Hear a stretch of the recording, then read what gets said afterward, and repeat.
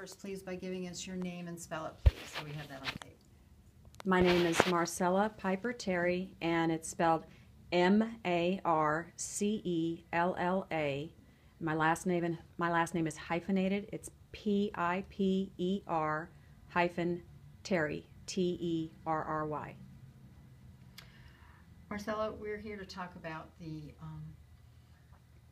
vaccine issue that is in all of the headlines, and we know that you've had a history of problems with your children and vaccines. If we could start out briefly, give us the reasons why you have decided not to vaccinate your children any longer.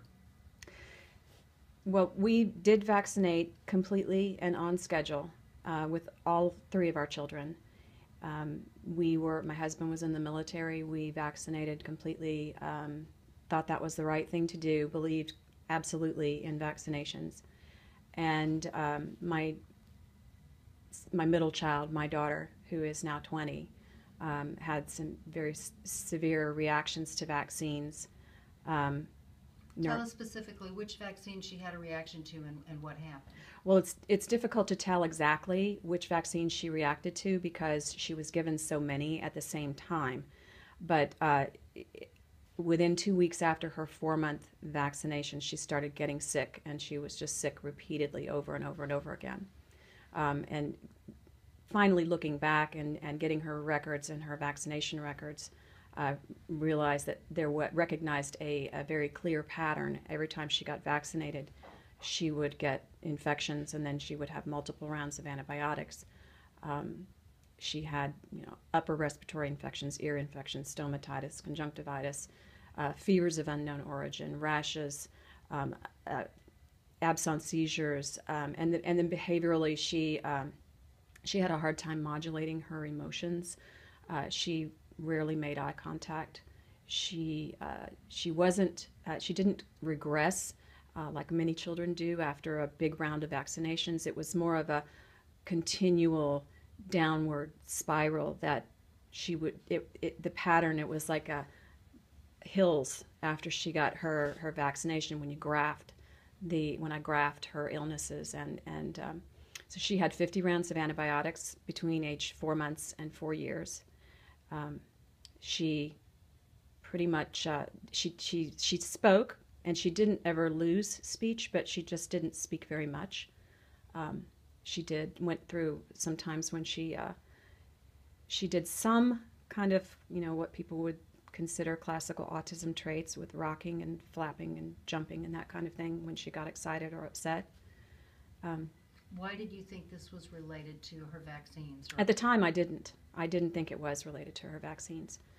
When did you begin to think that her issues were, and I think something you said happened when she was age 15. Can you tell us about that? Well, it was prior to that I realized that vaccines were playing a role in what was going on with her.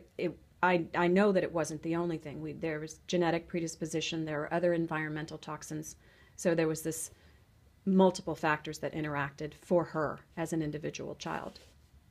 And I didn't really learn much about that until through my career, through my clinical career.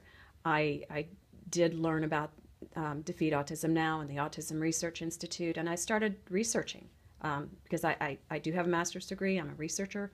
I know how to read studies. I know how to look at the research, and I really started delving into it. And I saw a lot of things that were troubling to me. So we stopped vaccinating after her 6th grade shots, and she had, she was pretty sick at that time. I had to homeschool her, had to pull her out of school and homeschool her because we couldn't keep her well. And eventually, what I learned was that we needed to change her diet. We needed to decrease her exposures to environmental toxins wherever we could. And after we stopped vaccinating and after we got her off of all the medications that she was on, because she was on multiple medications, she started getting better. And the whites of her eyes started clearing up. And she started laughing and talking more, and she was more social. And it was amazing. But when she was 15, sorry, when she was 15, she got bit by a brown recluse spider. And her immune system was very fragile. Even though she had made a lot of gains, her immune system was very fragile. And so the bite started necrotizing. And then she developed MRSA, and she went through 3 rounds of antibiotics, and they weren't working. And I had taken her to the hospital emergency room twice. And both times they wanted to give her a tetanus shot, and I said no, because I know where tetanus comes from, and it doesn't come from spiders. But so I had said no twice, but then she wasn't getting better, and we went to our family doctor, and he talked us into a tetanus shot, and I knew, and my gut was saying no, but I was afraid, and so I listened to him, and I was talked into it, and I didn't ask to be sure that it was just a tetanus shot, because I didn't realize that you can't just get a tetanus shot. And he gave her a Tdap, which is tetanus, diphtheria, and acellular pertussis, with 1,500 micrograms of aluminum, and also cultured on cow's milk. And it has caseamino acids. My daughter has a cow's milk allergy. And I didn't know that there was cow's milk in the vaccine. I didn't know there was caseamino acid protein. So she, 3 hours later, had a grand mal seizure and fell off of her bed and hit her head and stopped breathing while I held her head in my hands. And my other daughter called 911. And we went to the hospital in an ambulance. She was revived. We lived in a small town, and the ambulance was there very quickly. And she was revived, thank God. And we went to the hospital in an ambulance. And I called the doctor's office from the ambulance. And I told the nurse, I want this reported to the Vaccine Adverse Events Reporting System as an adverse reaction. And when I got to the hospital, I told the doctor at the emergency room that it was an adverse reaction. And I want it reported. And 7 months later, I found out it had not been reported. And so I called our family doctor, and I asked the nurse who answered the phone, why wasn't this reported to VAERS? And she didn't know what I was talking about. And so I explained it to her, and I said, I called from the ambulance. And she said, well, did you bring her back here? And I said, no. And she said, well, that's why we didn't report it. And the hospital should have reported it. So I called the hospital, and they said, no, the administrating doctor should have reported it. And I called HHS, and I said, who should have reported it? And they said, either one should have reported it. I said, so what are the consequences for not reporting? And she said, well, there are no consequences. I said, isn't it mandatory? And she said, yes. And I said, if there are no consequences, it's not mandatory. It's just a suggestion.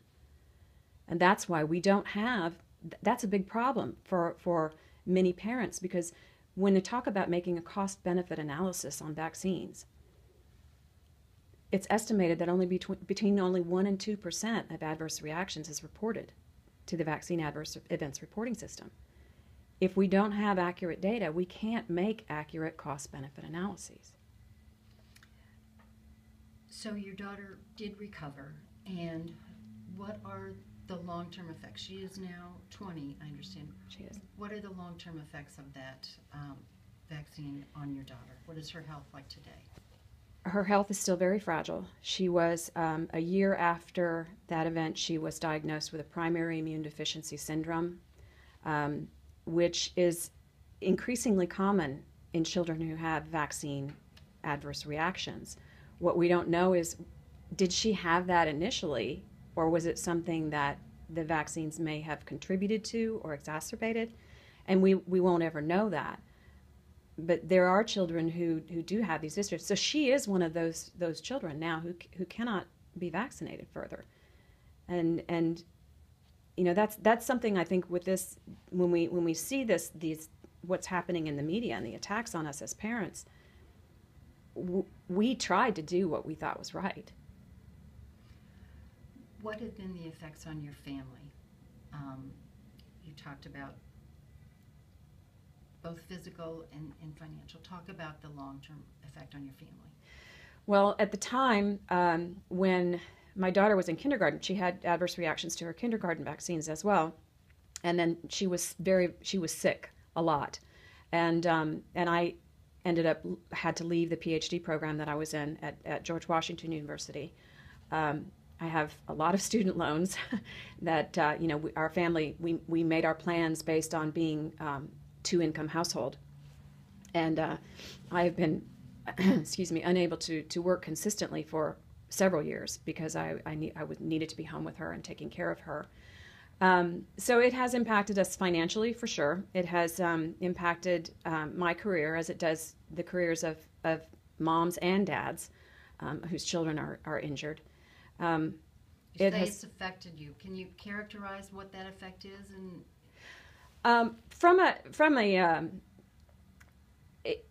I mean, how negatively has the impact been? Well, it's for her health, for one thing.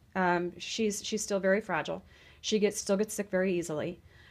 She's done very well. We went back to diet and supplements and changing things, and she responds well to that to a degree. But she's still she's at increased risk for a lot of things. So that's a stress, always worrying about her, and also a stress trying to allow her to be a normal, healthy 20-year-old, which is what she wants to be and deserves to be. But as financially it has affected our family, stress-wise it has affected our family. What's affecting us now is that we feel like we're, it's very triggering. It's very triggering when we hear on the news reports that our children should be taken away from us and we should be thrown in jail.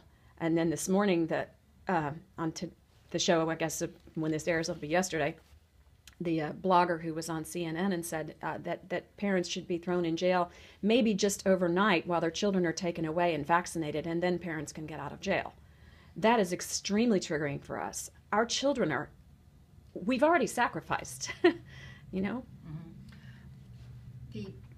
The backlash from this recent outbreak of measles across the country, you're just starting to allude to it, but tell us a little bit more about what that backlash has been like and how it has made you feel. It feels,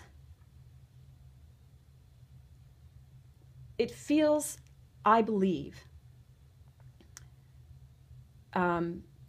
what it must feel like for someone to be assaulted, to be maybe raped, and have that denied over and over again, or feel like it was your fault.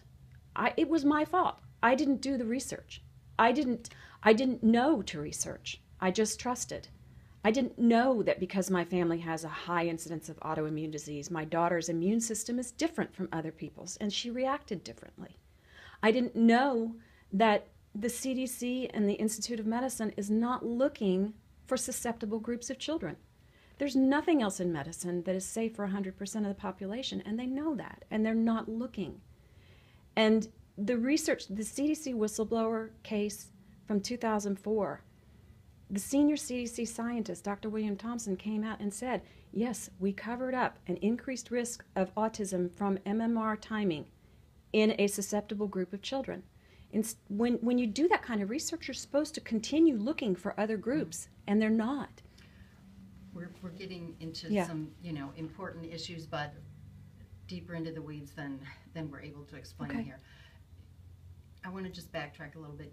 You had told us earlier that you felt like a rape victim. Can you restate that and what it felt like to this backlash of people against mothers like yourself? Our children have been harmed by something we were told we had to do, and for which there is no protection for us. That we can't sue the pharmaceutical companies because they're protected by the government from liability. Our children's injuries are constantly denied. Every time we turn on the TV and they say vaccines are safe, vaccines are safe, vaccines are safe, vaccines are safe. Not for my child. And then they say, I'm being selfish because I won't further vaccinate my younger daughter. I won't throw my other child in front of the bus And I would never expect